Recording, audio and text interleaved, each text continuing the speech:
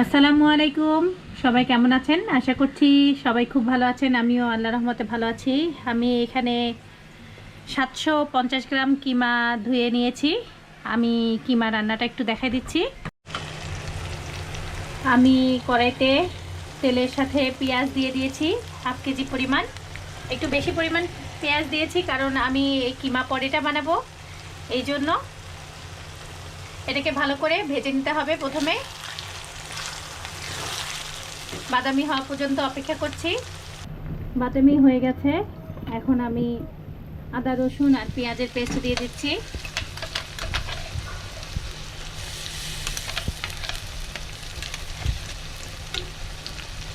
তিন চা চামচ দিয়ে দিলাম। লবণ দিয়ে দিলাম আন্দাজ অনুযায়ী। মরিচের গুঁড়ো দিয়ে দিলাম।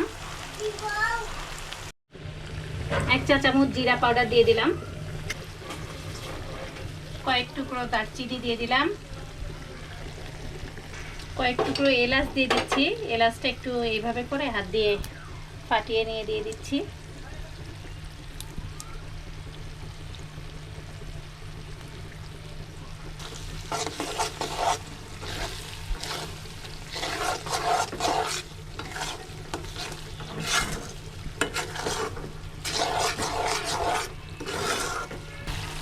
এখন এর সাথে আমার কিমাগুলো দিয়ে দিচ্ছি।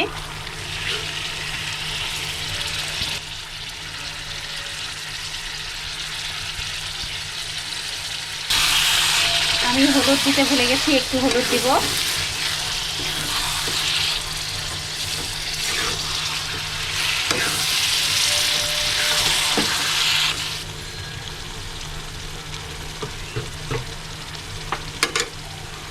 আমি এর সাথে টমেটো সিলকাটা মানে খোসাটা ফেলে দিয়েছি, টমেটোর দিয়ে কুচি কুচি করে কেটে নিয়েছি, আর কাঁচামরিচ 5টা এইভাবে কুচি কুচি করে নিয়েছি। এগুলো এর সাথে দিয়ে দেবো।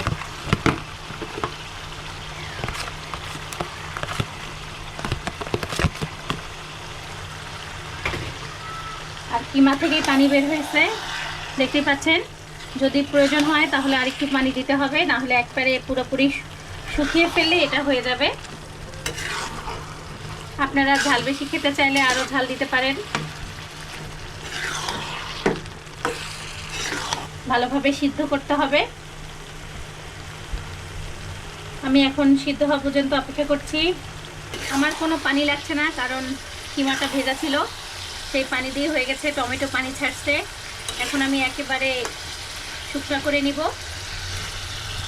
তাহলে একেবারে তৈরি হয়ে যাবে। আর সবচেয়ে তো মেইন কথা, এটা দিয়ে পুরি, সিঙ্গারা, আবার হচ্ছে কিমা রুটি, কিমা পরোটা দিয়ে যেভাবে খেতে চান, এটা হচ্ছে ভিতরের পুর রান্নাটা।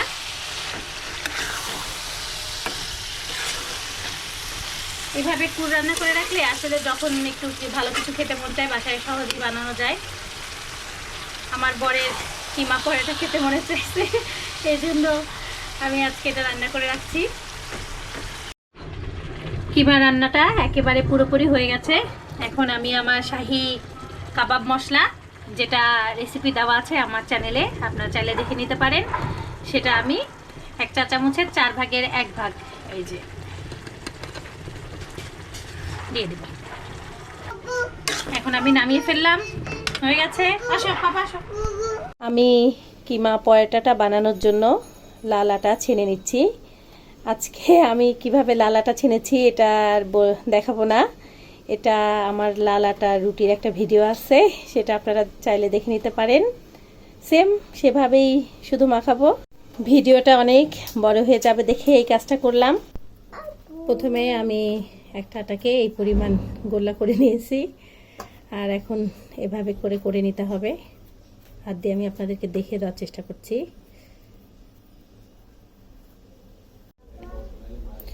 আমার কিমা পরোটা অনেকগুলো বানানো শেষ। আসলে আমার বাসায় গেস্ট আসছিল, এখন লাস্টেরগুলো দেখিয়ে দিচ্ছি। এখন অল্প কিমা আছে, তখন আমি ভিডিওটি করতে পারিনি।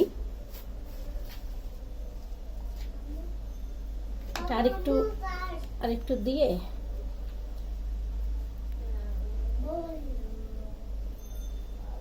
মাঝখানে কিমা দিতে হবে, যেই কিমাটা আমি রান্না করেছিলাম সেটা। দেখি আমি বুঝাতে পারছি কিনা। তো কিমা দিয়ে তারপর এটাকে আবার এভাবে করে ঢেকে দেব।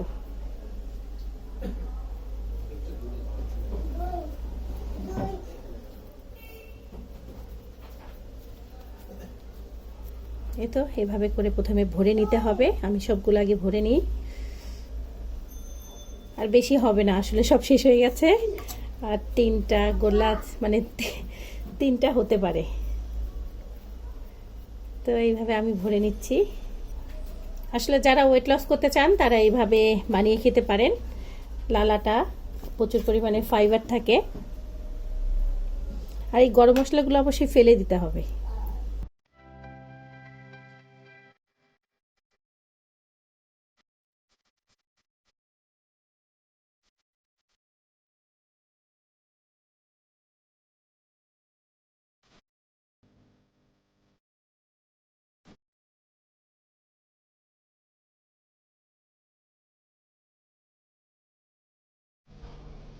এটা ময়দারও চাইলে আপনারা বানাই খেতে পারেন। আসলে আমরা বেশিরভাগ চেষ্টা করি সবসময় লালাটা খেতে, এজন্য লালাটা দিয়ে বাসায় করা হয়, তাই লালাটা দিয়ে দেখিয়ে দিলাম। সবগুলো আটাতেই আমার কিমা ভরা হয়ে গেছে। এখন আমি এটাকে বেলে নিব।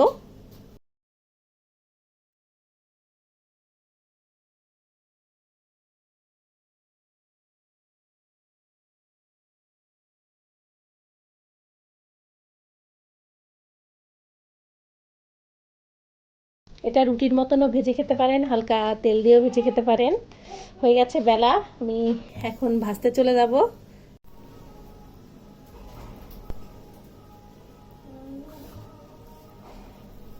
তো 2 সাইডটা দেখা দিচ্ছি।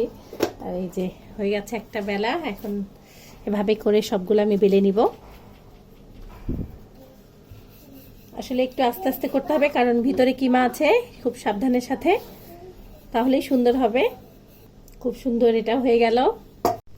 আমার কিমা পরোটাগুলো বেলে নেওয়া শেষ। আসলে একটা কথা বলে নেওয়া ভালো, কিমা পরোটা যখনই বেলবেন একটার উপরে আরেকটা রাখবেন না কখনোই, তাহলে লেগে যেতে পারে কিংবা নষ্ট হয়ে যেতে পারে। কারণ আমি একটা জিনিস দেখাচ্ছি, এইভাবে একটু একটু করে কিমা একটু বের হয়। এটা ভয়ের কিছু নাই, আস্তে করে সাবধানের সাথে ভাজলেই হয়ে যাবে। আমি এখন ভাজতে চলে যাচ্ছি। আর আমি 3টা আলাদা করে রেখেছি এইটাই দেখানোর জন্য। তো আমি এখন ভাজা শুরু করে দিব। তাওয়া গরম হয়ে গেছে। আর করে রেখে দিলে তো খুব সুবিধা, কারণ কিমা রান্নাটা থাকলে সব সময় এমন আনকমন জিনিস বাসায় করে খাওয়া যায়। বাইরে খেতে গেলে খরচটা একটু বেশি হয়, আর বাসায় করে খেলে তো অনেক সুবিধা, খরচও কম, তারপরে ভালো খাবার খেতে পাচ্ছি। খুব সাবধানের সাথে উল্টাতে হবে, আর ভাঙবে না। প্রথমটাই একটু সাবধানের সাথে উল্টাতে হয়। আপনারা চাইলে এর সাথে আর একটু তেল দিয়ে ভেজে খেতে পারেন, কারণ আমি তেল দিব না, কারণ এই কিমার তেলটাই হয়ে গেছে। যেটা কিমার তেল ছিল রান্না করার সময়, সেই তেলটা দিয়ে এটা ভাজা হয়ে যায়, আর এক্সট্রা তেলের প্রয়োজন হয় না।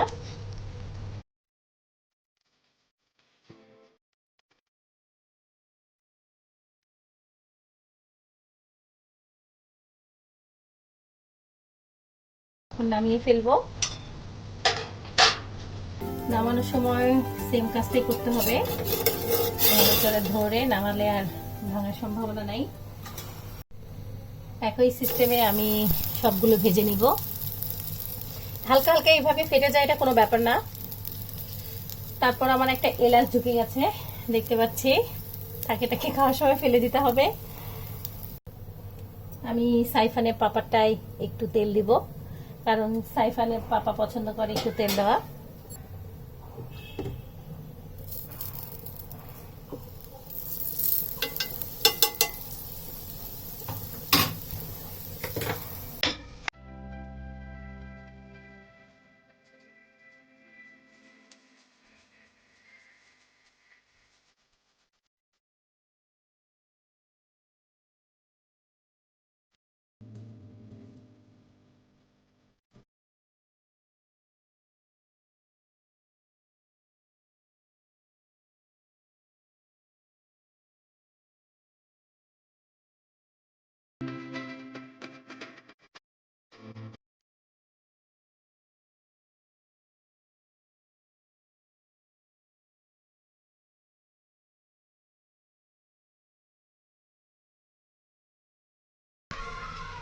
আমি তো আপনাদেরকে শিখিয়ে দিলাম, এখন সবাই বাসায় বানিয়ে খাবেন।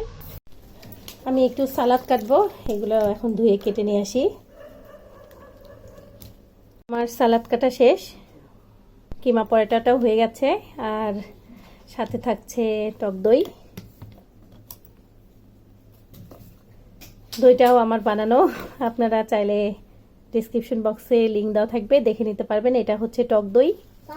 সাইফানের পাপা সাইফান খাওয়া শুরু করে দিয়েছে। সাইফানের পাপা আবার দই দিয়ে সালাদ মাখায় খায়, আমি সেটাও দেখা দিচ্ছি কিভাবে খায়। আমি আবার দই দিয়ে সালাদ মাখানোটা পছন্দ করি না, আমি এমনি খাবো। দেখো কিভাবে মাখাও, আজকে তোমার মাখানোটা আমি দেখাই দিই।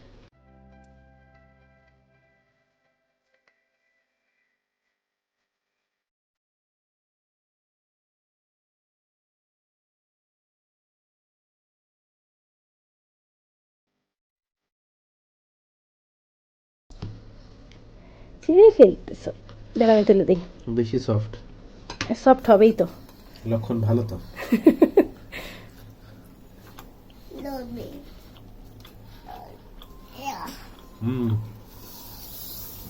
খুবই টেস্টি।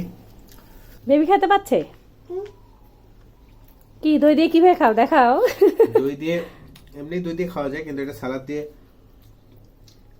একটুখানি খেতে হবে এভাবে, বেশি কিভাবে দেখে দেখি কিভাবে। ও এভাবে করে। তুমি এটা কোথায় খেয়েছিলে? দুবাইতে? দুবাইয়ের গুলা এমনি ওরা একটা আলাদা দই দেয়, আর যে কোনো একটা তরকারির ঝোল দেয়। সবাই ভালো থাকবেন, আর রেসিপিটা কেমন লাগলো অবশ্যই কমেন্ট করে জানাবেন। আপনারাও বাসায় চেষ্টা করবেন, তাহলে আমার অনেক ভালো লাগবে। আর দেখিয়ে দিচ্ছি কিভাবে আমরা রাতে সালাদ খাই। আর আসলে সবাই ওজন কমাতে চাইলে এইভাবে করে 1 প্লেট পরিমাণ সালাদ খাবেন, সালাদেই পেটটা ভরানোর চেষ্টা করবেন। এটা আমার সালাদ, এটা আমি খাবো। ঠিক আছে তাহলে, আল্লাহ হাফেজ। সবাই ভালো থাকবেন, আমাদের জন্য দোয়া করবেন।